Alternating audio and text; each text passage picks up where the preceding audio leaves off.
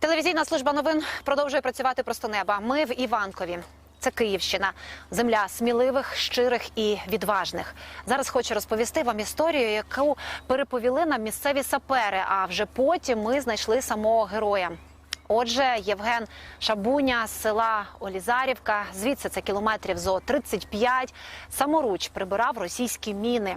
Окупанти їх встановлювали, а він ледь не слідом ходив за ними і все розміновував. Щоправда, один раз Євгену не пощастило. Що сталося? Де навчався розміновувати? Що ще робив заради перемоги? І, власне, що збирається робити далі? Усе це готова нам розповісти кореспондентка ТСН Інна Лебеденко. Не, я справлюся. Із Євгеном ми зустрічаємося на вокзалі. Долічитися, треба, щоб тут все зажило, бо ця нога побита в осколках.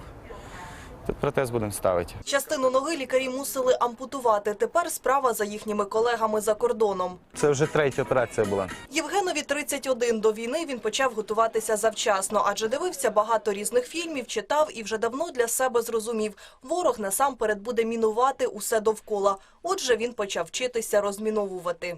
Я дивився відеоролики, як воно розмінірується, як вони взагалі працюють, як вони встановлюються, як знімаються.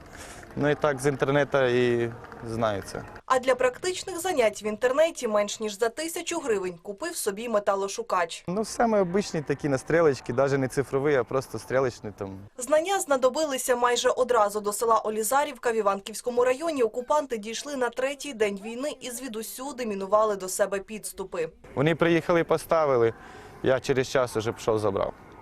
Вони приїжджають, вони були в шокі, вони приїжджають, одні ями залишилися, нема. Вони ще ставили сюрпризи, я завжди їх, коли, прежде чим її підняти, я розкапував. Ну і лінійкою там перевіряв, чи є щось під низом. Якщо щось було, наматував наверх шнурок. Ну, вірьовка, у мене була вірьовка, біла обична білява вірьовка, що вішать одежу. Відлазив і стягував. Розтяжкам давав раду теж підручними засобами. Брав спінінг обичний, бачив розтяжки, закидував спінінг.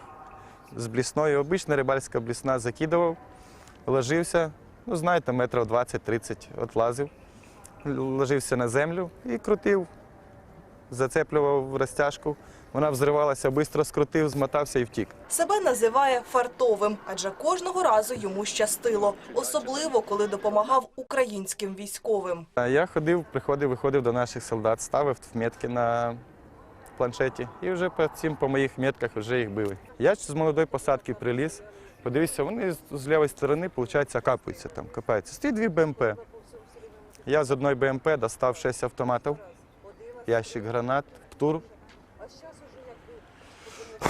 Забрав це все діло і уніс, і підпалив сідушку їм. Поки я дійшов до лісу здорового, то вона вже вигоріла. Уже після звільнення села від російських окупантів Євген допомагав розміновувати село місцевим саперам. Саме вони і переповіли ТСН історію сапера-самородка. Загалом сам зібрав сотні мін і розтяжок. Але одного разу йому все ж таки не пощастило, і металошукач його підвів. І стояла протипіхотна.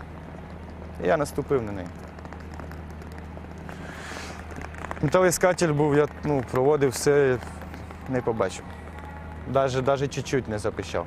От цього міста, де я взорвався, до дороги було метрів 200.